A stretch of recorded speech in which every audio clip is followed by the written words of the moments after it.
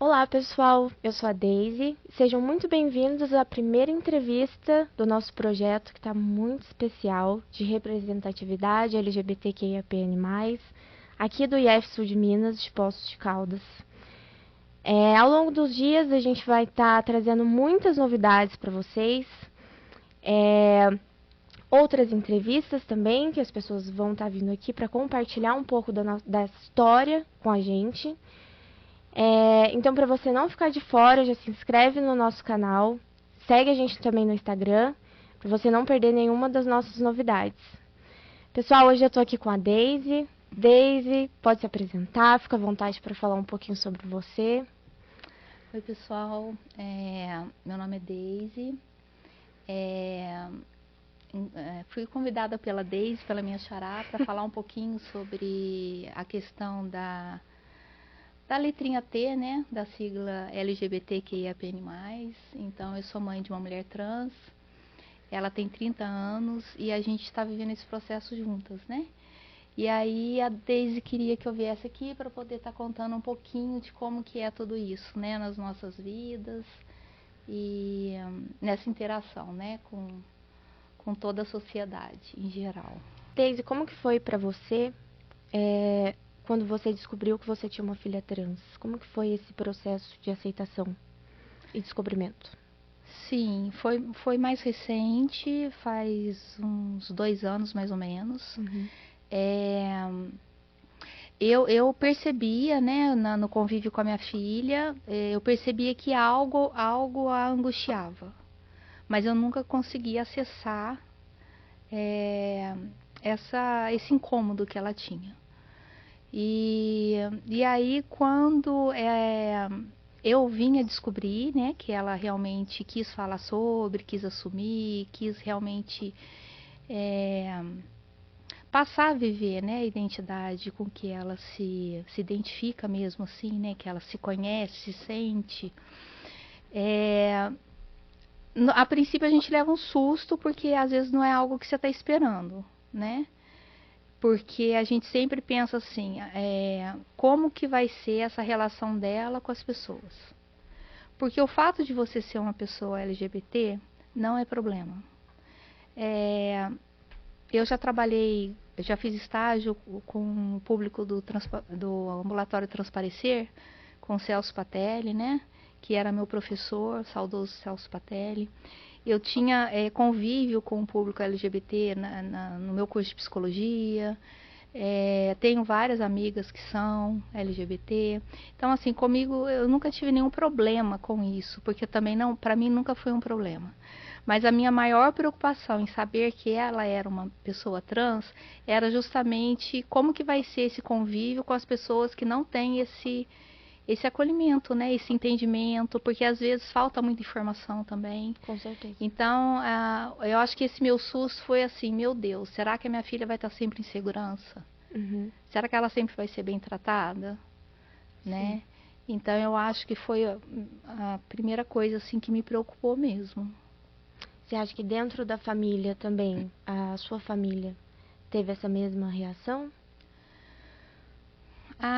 A minha família tem pouco conhecimento, então eu acho assim, o preconceito ele vem muito dessa falta de esclarecimento, né?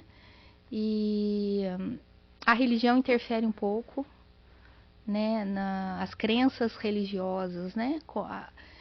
Algumas crenças religiosas realmente atrapalham um pouco, mas eu penso que quando você tem uma pessoa que é diferente do que, porque a gente usa muito a palavra normal, né? É.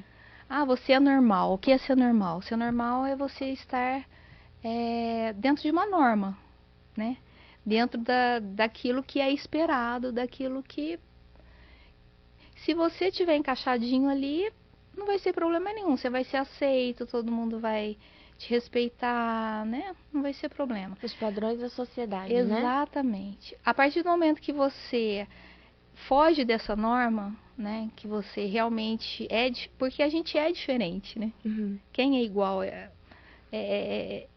difícil você querer enquadrar todo mundo dentro de um padrão. Porque a gente não é padrão, né? Cada um tem a sua subjetividade, cada um tem a sua maneira de ser, seu desejo, sua forma de olhar.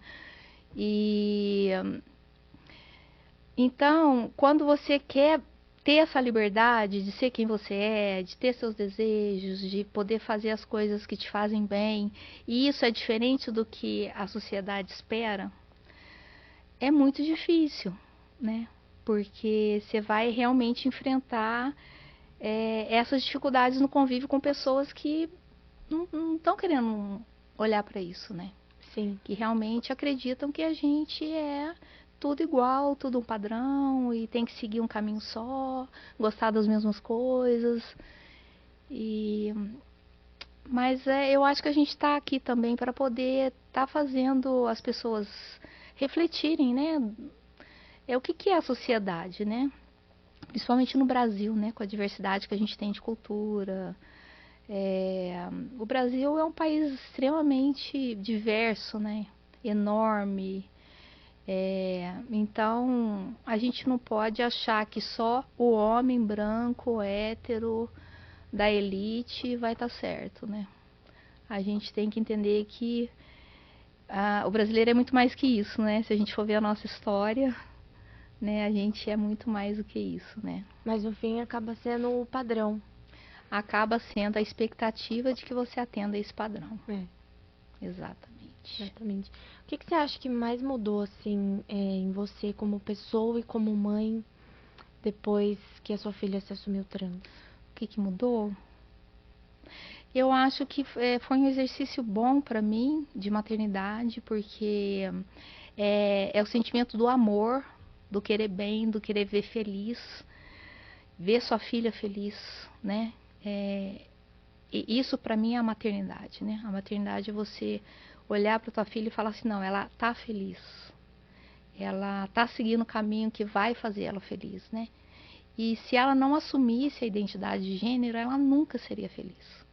Ela sempre estaria escondida. Ela sempre estaria tentando ser diferente do que ela é. E isso ia trazer muito sofrimento para ela. Como a maioria das pessoas LGBTs que não conseguem se assumir por vários motivos, né? Então, o que mudou em mim foi isso, foi querer fazer esse caminho junto com ela, sabe? De falar assim, não é possível você... a vida é muito curta para você ficar atendendo o desejo do outro, né? Sim. Se você é a Olga, né? Se você é a Olga, então eu tô aqui junto para caminhar com a Olga, porque para mim é indiferente se é o Otávio, se é a Olga, né? É a minha filha, né? Então eu quero estar com ela, caminhando junto com ela. É muito difícil a rotina de uma pessoa trans. O processo de transição é muito lento. A pessoa ela já começa a se ver no espelho e ter aquela angústia de falar assim, não, eu não sou isso que eu estou vendo no espelho. Até você conseguir olhar no espelho e falar assim, não, agora sou eu, é um processo muito longo, muito demorado, né? Aqui em Poços, graças a Deus, a gente tem um ambulatório trans, a equipe do ambulatório trans é sensacional. Então, é um processo que demanda muita paciência, muita persistência, uma equipe bacana que, graças a Deus, a gente tem aqui em Poços, né? Mas você não pode estar sozinha. As pessoas trans que ficam sozinhas nesse processo, elas devem sofrer muito, porque é muito difícil mesmo, assim. A rotina. Então, eu quero estar com ela nessa caminhada, sabe? Sim. Então, acho que talvez o que mudou em mim foi isso. Falar assim, não, eu vou assumir junto com ela, né? Ela não precisa fazer isso sozinha, né? É muito triste pensar que tem mãe que não pensa assim, né? Dessa forma. Que não pensa igual você falou, pensar na felicidade dela. Sim, mas isso a gente vê acontecendo em vários aspectos, né? Assim, uma simples escolha do que eu vou fazer na faculdade, né? Às vezes os pais querem escolher para os filhos, né? Sim. E a gente faz esse movimento enquanto educadores, enquanto pais, assim, de uma forma muito vem muito natural, assim, criar expectativa no filho, né? Aí eu crio uma expectativa que meu filho vai casar, vai ter filhos, ou vai fazer medicina, ou vai, sei lá, são expectativas minhas, né? Pessoas, Que eu deposito no meu filho, né? Uhum. Então, e assim é com relação à sexualidade, né? A identidade também, né? Isso porque essa parte de depositar essas coisas de profissão, de com quem que quer que case, quero que me dê netos, isso é só o começo. Agora você imagina com a sexualidade, né? Sim, Gênero. que é um assunto delicado, né? É um assunto Sim. delicado porque a gente vive numa sociedade extremamente conservadora, né? E melhorou muito. Eu nasci em 71, então eu nasci em plena ditadura. Eu já vi muitas mudanças nesses 54 anos. Mas eu acho que a gente, assim, no comportamento e nas crenças, a gente ainda está muito atrasado, assim, muito conservador. Eu fico muito triste porque é tão mais fácil você abrir a sua mente e tentar entender as mudanças de uma forma mais saudável, né? Porque as mudanças vêm para poder fazer as adaptações que a gente precisa naquele momento histórico, né? Uhum. Porque imagina se as coisas fossem como há 100 anos atrás, né? As coisas vão mudando e a gente vai mudando e a gente tem que seguir essas mudanças, né? Então eu fico muito triste quando eu vejo uma pessoa que parou no tempo, ou que ela se fecha para o novo, ou que simplesmente ela enrijece naquela crença que ela tem e acha que aquilo é o certo. Eu fico triste porque a vida é muito mais que isso, né? A vida é a gente se abrir para o outro, se abrir para as mudanças, para o novo, né? E para que todo mundo tenha um lugar nessa sociedade, para que todo mundo consiga ter esse pertencimento. Porque se for o contrário disso, vai ser a exclusão, né? E de exclusão a gente já faz 500 anos, né? Que a gente está excluindo aquele que a gente não quer, né? Uhum. E eu acho que não é esse o caminho, né? Não é esse o caminho.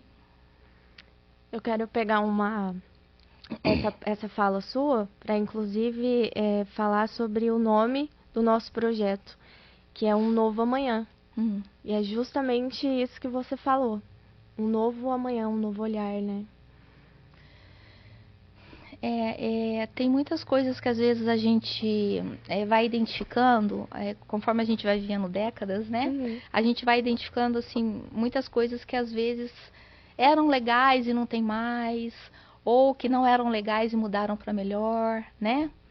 E esse novo amanhã, ele traz essa expectativa de trazer para que seja mudanças que realmente sejam para melhor, né? E só que o novo amanhã ele só vem se a gente viver bem o hoje, né? Se a gente souber o que a gente está fazendo hoje, como a gente está fazendo com as nossas relações, né? Como que a gente está vivendo em sociedade mesmo, né? Porque a gente é um ser social. Se a gente não se adaptar nessas novas mudanças na sociedade, eu imagino que daqui a um tempo, quem não tiver engajado nessas mudanças realmente vai ser o excluído. Essa é a minha esperança. Porque assim, que as minorias hoje, né, que a gente fala que são os excluídos, que Sim. realmente eles sejam aqueles que estejam mesmo na maior parte da sociedade, porque é muito mais fácil a gente viver aceitando a diferença, viver acolhendo o outro, cuidando do outro, né? Porque deve ser muito triste você viver de uma forma que, se você é diferente do que eu aceito, você não serve para conviver comigo. Deve ser difícil viver assim, né? Porque é legal você conseguir viver com todo mundo e com as suas diferenças, né? Eu acho que é mais leve, né? Eles optam o lado mais difícil, né? Sim, e eu acho até prepotente, né? Porque aí eu me coloco no lugar de eu tô certa, né? Eu tô certa Se fecha numa bolha. Sim. E a gente aprende muito com o outro. Na troca, na convivência social, a gente aprende muito com o outro. Às vezes, até mesmo a minha filha, ela é educadora e ela fala assim: a gente acha que a gente está ensinando, né? Mas o que a gente recebe dos alunos, o que a gente aprende, essa troca, né? que principalmente acontece na educação, Uhum. e é uma troca que acontece também nas relações, né? Na família, essa troca, ela vai fazendo com que a gente fique sempre cada vez melhor mesmo, né? Enquanto um ser humano, né? Enquanto ser humano. Deise, nesse processo, o que que você considera que você passou assim, qual que foi a coisa mais desafiante desse processo todo para você como mãe? Mais desafiante foi quando a minha filha achou que ela não fosse dar conta de assumir a identidade, a disforia de gênero que ela tinha, né? Porque eu acho que a minha filha é muito corajosa, sabe? E eu entendo eu acho que eu não vou conseguir dar conta. Esse processo que ela entrou, ela precisou ir para uma clínica, né? Ela entrou numa depressão profunda. Porque realmente ela entendeu que não ia ser fácil, né? Para mim foi o momento mais desafiador, foi esse.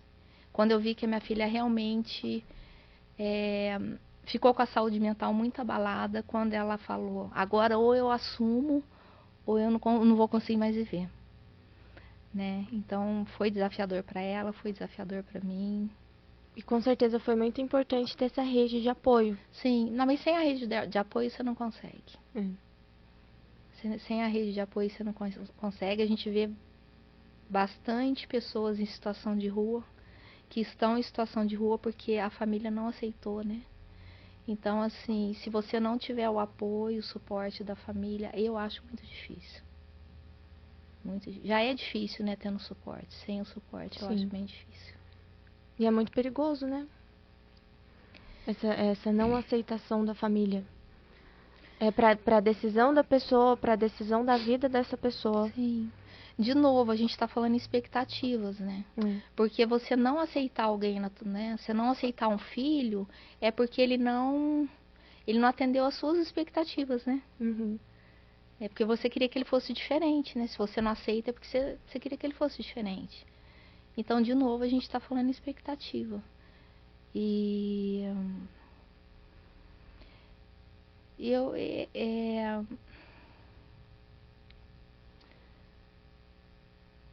Me deu branco, o que eu ia falar? Peraí, dá uma pausa.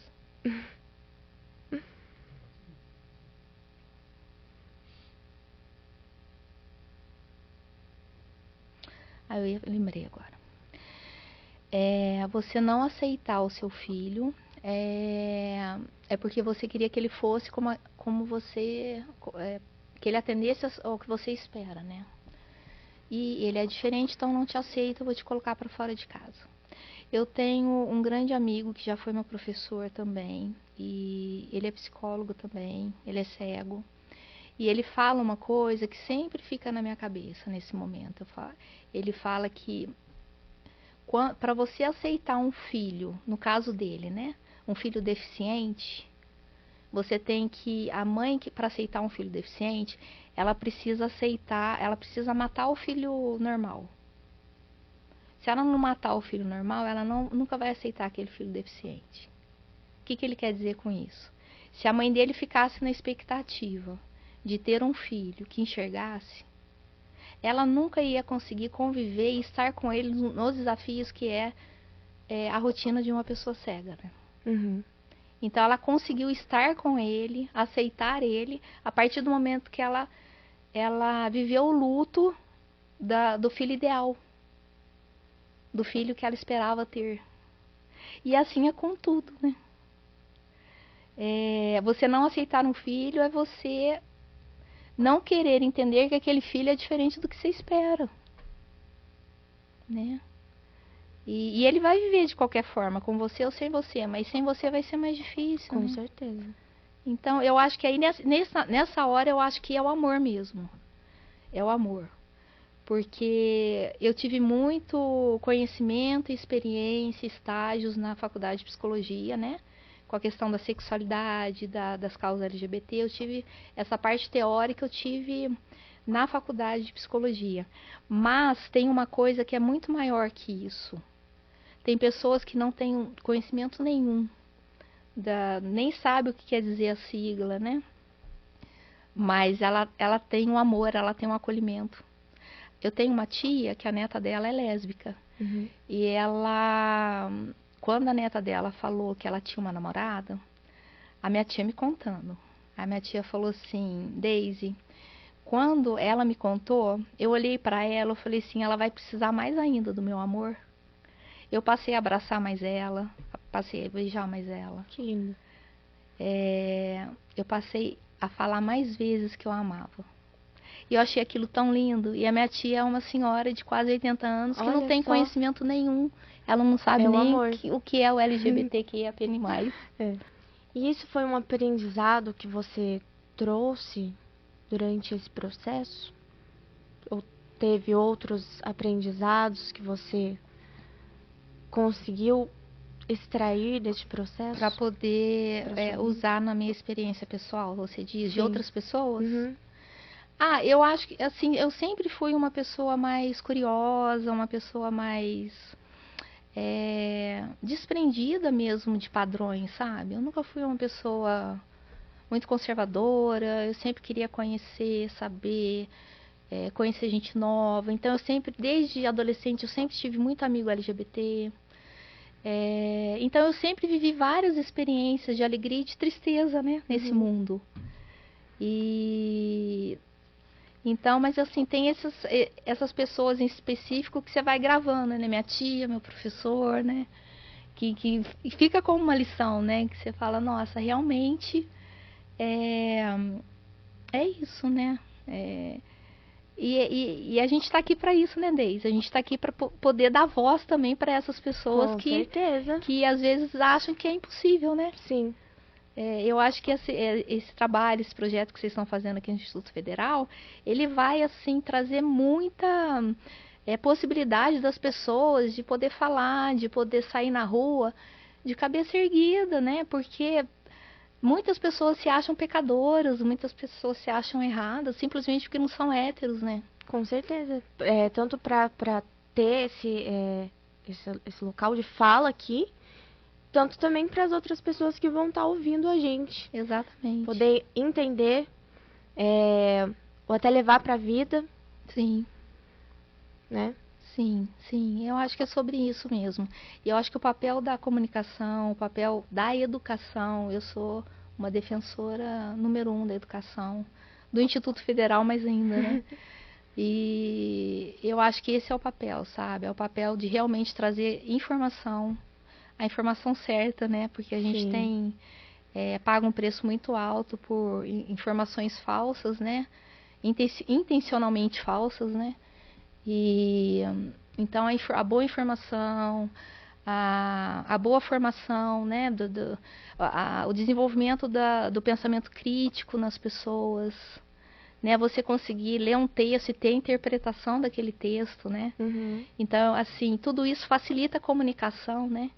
E facilita você entender, né, o que é que realmente faz bem para você e não, né? Então é isso, é investir na comunicação, na educação, e a gente está aqui para poder estar junto também, podendo dizer para as pessoas, é possível ser diferente. E não tem nada de errado nisso. Nada de errado. Você acha que a sociedade acolhe a sua filha? Eu falo muito para ela que a gente precisa ter uma rede de proteção em volta da gente. Quando a gente é diferente, a gente precisa de uma rede de proteção. E porque a sociedade, de uma maneira geral, não acolhe. Uhum. Mas quando você cria essa rede de proteção, aí acolhe, entendeu? Sim. Então acho que é isso, é sobre isso, é ter uma rede mesmo de pessoas que cuidam, né? Que acolhem, que você sabe que ali você está seguro, que ali você tem um espaço, né? Você cabe ali, né? Porque a gente também não vai caber em todo lugar, né? Assim, não é todo mundo que tem que gostar da gente, né? Independente se a gente é LGBT ou não, não é todo mundo que vai gostar da gente, né? Todo mundo que vai acolher a gente, e tá tudo bem também. Somos pessoas diferentes, com olhares, interesses diferentes, né? Então, sempre, independente se a gente é LGBT ou não, a gente tem que estar com pessoas que a gente tem afinidade, né? Sendo amigo, família, qualquer convite social, você busca pessoas que realmente estão a fim de seguir o caminho que você também quer seguir. Não tem o certo e o errado. O errado é quando você está fazendo mal a alguém ou fazendo mal a si próprio, né? Então, se a gente for pensar nisso, errada é a sociedade, né? Que faz as pessoas LGBT sofrerem tanto, né? Então, de certo e errado, assim, errados estão eles, né? Com certeza. Vocês duas já presenciaram algum tipo de preconceito? Ah, sempre. É sair na rua. Ou uma piadinha, ou um olhar. É muito comum. Como que você, como mãe, lida com isso, quando você tá com ela? Depende do meu humor do dia. Ai, eu brinquei, qualquer dia desses eu saio na manchete, né? De ter avançado em alguém, mas assim, brincando. Eu fico muito mal, eu fico triste por ela. Mas ela tá aprendendo a lidar com isso, né? Porque ela precisa criar estratégias, ferramentas para que isso não abale ela, né? Assim, ela tem que entender que isso é do outro, né? Isso é do outro? Isso é do outro, não é? Porque quem conhece ela sabe a pessoa que ela é, né? E eu conheço minha filha, então isso basta, né? As pessoas que fazem piadinhas, que ficam rindo, a gente precisa aprender a olhar para elas, às vezes até com uma certa, sabe, um olhar assim, que pena que você ainda tá aí. Hoje eu falei com a Olga e ela falou uma coisa interessante. A gente tem que aprender a... Como foi que ela falou? A gente tem que aprender a escolher as nossas batalhas. Sim. Então, se eu sei que uma pessoa... Nem vale a pena, não vale a pena eu perder o meu tempo, a minha sanidade mental, pra criar uma guerra com essa pessoa que ela tem uma cabeça que ela não vai mudar nunca. O que ela quer é me atingir. Sim. Não, mas você sabe que eu costumo pensar que a pessoa tá infeliz. Tá infeliz, com certeza, Sim. frustrada, deve ter um problema com essa pessoa. Sim. Porque quando você tá bem, você tá feliz, você não quer fazer com que o outro fique infeliz, né? Se você tá bem, você vê o outro infeliz, você não fica bem mais, né? Não é assim? Então, se você tá fazendo o outro infeliz, é porque você tá muito infeliz, né? Então, é do outro, né? É a gente aprender a não trazer pra gente, né? Infelizmente, ele ainda tá nesse lugar, né? Infelizmente, acredito que em determinado momento alguma chavinha vira e essa pessoa pode, né, começar a ter um olhar assim mais saudável, né? Mas ou não, né? Ou não, querer viver a vida inteira assim. Mas é um problema da pessoa, né? E é muito libertador você, quando você tá bem consigo mesmo. Agora falando de um contexto geral, se eu vejo, por exemplo, uma pessoa andando na rua com tal roupa, eu ficar julgando, ficar falando, ai, nossa, é muito bom você não ligar pra nada disso. Você tá bem, eu sou eu, fulano é fulano. Mas isso é muito cultural, né, Daisy? Sim. É muito cultural. A gente vive numa cidade ainda muito conservadora, uma cidade que tem valores ainda muito, assim, duvidosos, né? Assim, é uma cidade que vê muita aparência, né? Que ainda vê muito, né? Essa questão do ter, né? Então, é uma cidade muito turística, então a gente ainda fica muito nessa questão da beleza, da estética, né? E a gente não percebe, né, assim, o que é realmente Poços de Caldas, né? Poços de Caldas é uma cidade que tem periferia, é uma cidade que tem pobreza, né? Só que a gente não deixa, não aparenta, isso, né? Porque é uma cidade turística, tem que mostrar só o que é bonito, só né? o que é lindo. Então é sobre isso, assim, a gente está muito acostumado a viver aquilo que não é real, sabe? Meio que viver assim, vamos fazer de conta que tá tudo bem. Então nisso eu tenho muito medo, porque tem muitos jovens que estão se escondendo, né? Se escondendo atrás de uma identidade hétero, talvez, né?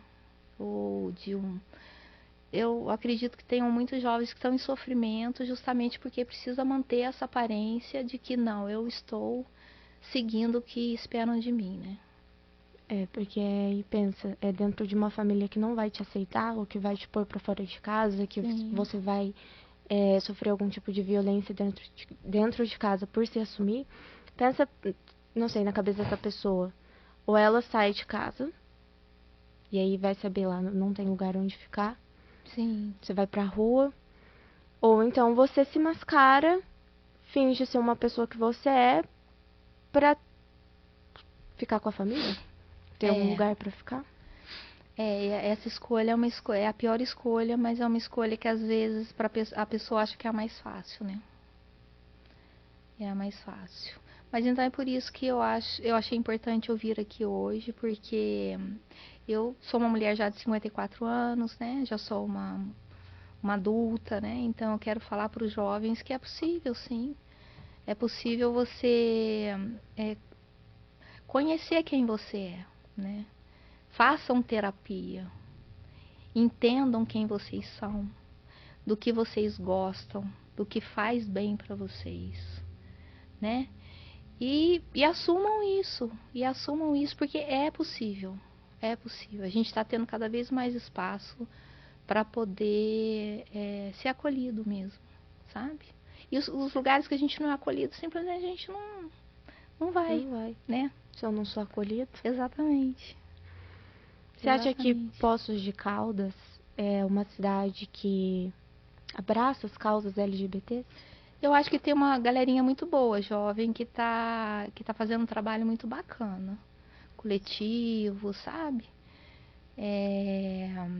Conferências. A gente tem um ambulatório trans também que ajuda muito, né, a levantar essa bandeira, com uma equipe muito boa. Eu acho que, se eu for pensar nesse público, sim. Né? É claro que tem um outro público que luta contra, né? Que não quer que nada disso aconteça, né? Porque as coisas continuem como sempre foram.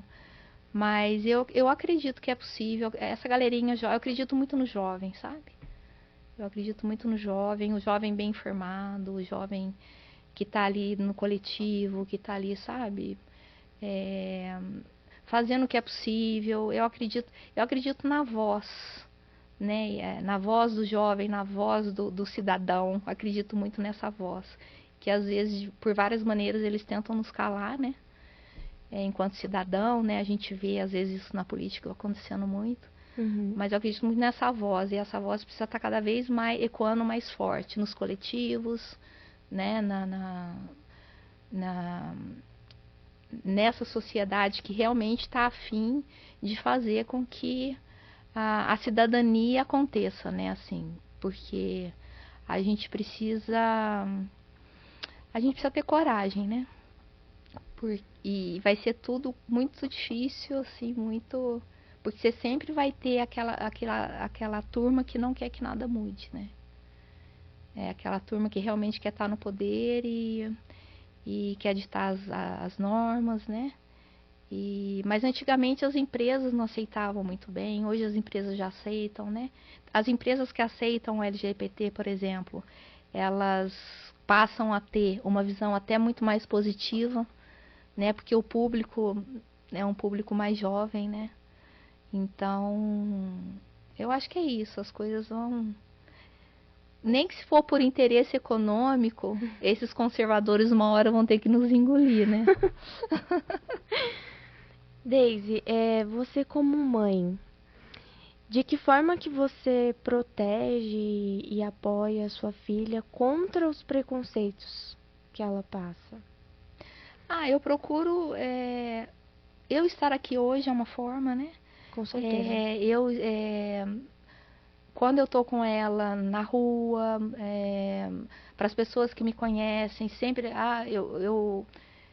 As pessoas que eu voltei a ver, porque a gente não estava em Poços, né? A gente voltou para Poços, aí assim, como que tá? Falava o nome morto dele. Fala, não, a Olga tá bem, minha filha tá em processo de transição.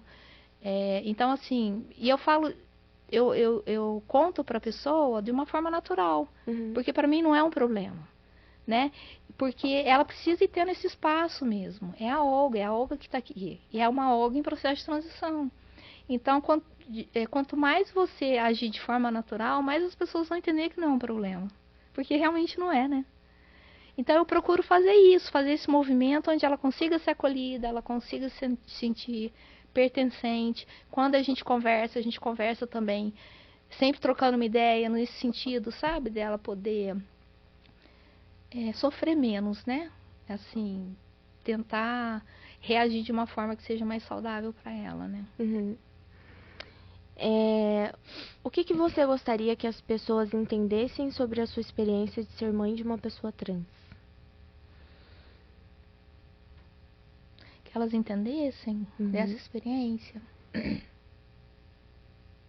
Eu acho que o principal é a gente entender o que é a maternidade. Quando eu falo maternidade, eu não estou falando só da mulher. Eu estou falando do cuidado maternal. Esse cuidado maternal pode vir do pai, às vezes acontece de vir do avô, do tio, né? Sim. Essa maternidade, esse cuidar, né? A vida, ela traz às vezes algumas experiências para você realmente entender o que é a maternidade, né? A maternidade é você cuidar, acolher, querer ver bem. E às vezes a gente não está fazendo isso com os nossos filhos. Às vezes a gente não consegue fazer isso com os nossos filhos. Então, eu acho que é isso. Eu acho que seria interessante quem cuida, seja o pai, seja a mãe, seja o tio, quem cuida realmente entenda o que é cuidar, né? Esse amor, né? Que não é esse amor fantasioso, né? Esse amor é um amor que exige. É um amor que te exige, às vezes, uma mudança em você para você conseguir continuar convivendo com aquela pessoa, né? Então, eu acho que é isso. Ele exige que você faça um movimento para estar com aquele outro, para estar com o teu filho. Eu acho que isso é maternidade. Maternidade é você fazer esse movimento para você poder estar com o seu filho, dividir a sua vida com o seu filho. E pra gente é muito bom, porque a gente sempre sai muito melhor, muito mais fortalecido, muito mais seguro. Então, viver a experiência da maternidade de uma forma autêntica, sabe? Sem hipocrisia. Eu acho que é isso. E ficar feliz por ver o filho feliz? Sim, sim. Porque você vai fazer esse movimento para ver ele bem, né? Sim. É o que eu falo para minha filha. Eu quero olhar no teu olho e ver que ele tá brilhando, né? Assim, claro que quando eu vejo às vezes que ela faz algumas escolhas, a gente é mais... Eu vivi já 54 anos. Quando eu tinha 30, que é a idade dela, às vezes eu não conseguia perceber algumas coisas e quando a gente vive mais, a gente percebe. Então, quando eu vejo assim, alguma escolha, alguma coisa que, né? Às vezes amizade, né, sei lá, relacionamento, falo, filha, ó, presta atenção nisso, toma cuidado com isso. Mas não é porque eu tô certa. É porque às vezes o que eu já vivi me dá a possibilidade de ver algumas coisas que às vezes ela não consegue ver. Entendeu? Sim. Então eu acho que é isso. Você vai tentando educar e vai aprendendo muito com seu filho. Eu aprendi muito nessa experiência de ser mãe com a Olga, muito. Eu tô a todo momento aprendendo. Eu não seria a pessoa que eu sou hoje se eu não tivesse tido essa experiência com a minha filha. E assim, eu sou uma mãe extremamente feliz por ter ela como filha. Que legal. Muito, muito bacana ouvir isso. Sim. E você já participou de algum espaço ou de algum diálogo pela luta das pessoas LGBTs? Não, eu tenho umas amigas que são que são casadas, e eu tenho um grupo de amigos assim, né, casais homoafetivos. Então, às vezes tem alguns eventos que são mais que os grupos são mais voltados para a população LGBT mesmo, mas assim, para lutar, não. Mais eventos, sabe? Às vezes eventos mesmo que o público é voltado para o público LGBT, mas assim, participar de luta, não, eu até tenho estimulado bastante pessoal do coletivo, que eu conheço alguns, falar assim, não, gente, tem mais aqui, me chama, eu vou junto, sabe? Se me chamar, eu vou. Eu acho que eu não tive ainda a oportunidade, mas Isso é participar, né, desses eventos? Sim. É uma coisa que você já fazia antes ou que você passou a fazer? Não, eu sempre tive muitos amigos LGBT, sempre, desde adolescente. Uhum. Desde adolescente. Então, agora eu passo a fazer mais com o grupo da minha filha, né? Às vezes eles vão em casa, ou vai em algum lugar eles estão, ou a gente conversa sobre algum movimento que eles estão fazendo, né? Uhum. Mas assim, eu quero assim tentar participar para poder contribuir e aprender, né? Porque eu acho que a gente mais aprende que contribui, né? Mas só de estar junto ali, fortalecendo também, né? Você acha que para um pai, uma mãe ou um parente que está nesse processo de início de aceitação, você indicaria que participasse dos eventos? Você acha que é um movimento importante? Com certeza. E participar de um evento LGBT com seu filho LGBT é a mesma lógica de pensamento de eu ir no cinema assistir um filme que a minha filha gosta. Uhum. É a mesma lógica de pensamento, né? Eu dividi com ela o espaço, eu dividi aquele tempo que ela vai estar fazendo algo que faz bem para ela. E eu vou estar lá junto com ela, porque está fazendo bem para mim também. Uhum. Então por que eu não vou? Não é? Sim. Então, e a gente sempre fez isso desde pequeno, assim. De estar junto, de ir no cinema, de fazer coisas que eu gosto, que ela gosta, e teatro. E é a mesma lógica, né? Se é um evento LGBT, qual o problema? O que tem de diferente? Né? Desses outros passeios que a gente faz, desses outros momentos que a gente tem. É a mesma lógica, é estar junto com ela naquilo que está fazendo bem para ela, né? E também me faz bem, né? Agora a gente passando para pensamento político do Brasil, você acredita que esse momento atual é favorável para a luta e para os direitos da população trans, da comunidade ao todo, comunidade LGBT? Eu fico mais tranquila da gente ter um governo federal que seja progressista. Porque a gente teve um governo anterior onde as pessoas LGBT sofreram muito, né? Que é dessa lógica conservadora, né? Essa lógica de querer colocar todo mundo dentro da mesma caixinha. Eu acho que dava muito medo. Dava mais medo. Sim, mas é a ideia do controle, né? Eu preciso controlar você. É o controle dos corpos, né? Uhum. Então, eu fico mais tranquila da gente ter um governo progressista, porque tendo um governo progressista, a gente tem mais liberdade de poder estar falando mesmo, né? E poder. Os projetos mesmo são projetos voltados para as minorias, né? Um governo progressista ele vai trabalhar mais para atender as pessoas que mais precisam, né? A questão da equidade mesmo, né? Uhum. Você vai dar mais a quem precisa de mais, né? Então eu fico mais tranquila nesse ponto. Mas assim, a história política do Brasil é cíclica, né? A gente viveu momentos horríveis no último governo. A gente perdeu. Eu trabalho com política pública e a gente perdeu em 4 anos conquistas que a gente demorou 20 anos para conseguir. Um retrocesso. Foi um retrocesso muito grande. Só não vê quem não precisa dos programas do governo, né? Sim. Quem precisa dos programas entende o que eu estou falando, né? Então eu tenho muito medo que isso volte. E claro que respinga nas questões LGBT, sim, porque um governo que não é progressista é um governo autoritário, é um governo controlador, né? E tudo que uma pessoa LGBT não precisa é ter alguém controlando ela e dando ordem, né? Ela precisa se sentir livre, né? Para ela poder ser quem ela é, né? Com certeza. Sim. Ainda mais no país, né? Em que ela mora. Sim. Sim, mas a gente tem boas referências aí, né? Eu tô vendo aqui a Erika Hilton, gente. Ela é uma referência sensacional. Eu sou, assim, fãzona dela. Toda a história que ela traz de vida e como ela é potente, né? Para fazer política, porque política é uma coisa bonita. Política é bonito, política é necessário. E as pessoas transformam isso em politicagem, né? Em jogo de interesse.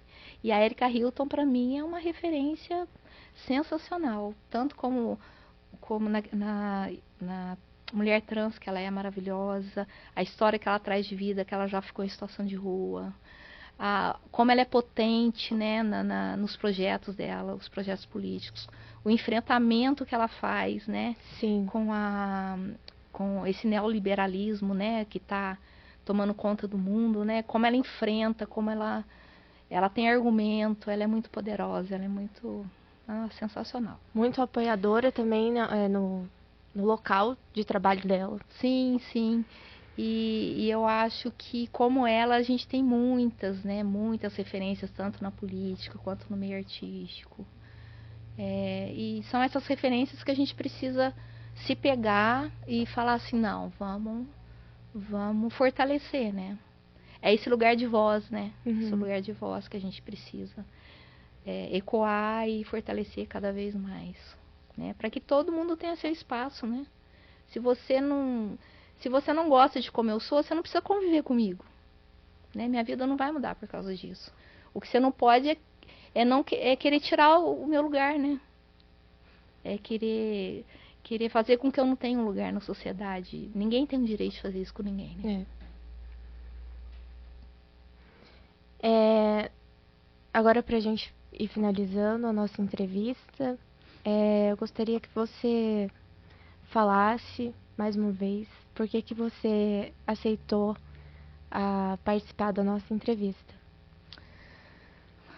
Eu aceitei participar porque eu, enquanto uma pessoa adulta, eu acho que eu tenho essa responsabilidade de poder estar junto com os jovens. Porque quando a gente é mais jovem, a gente se sente um pouco mais fragilizado, né?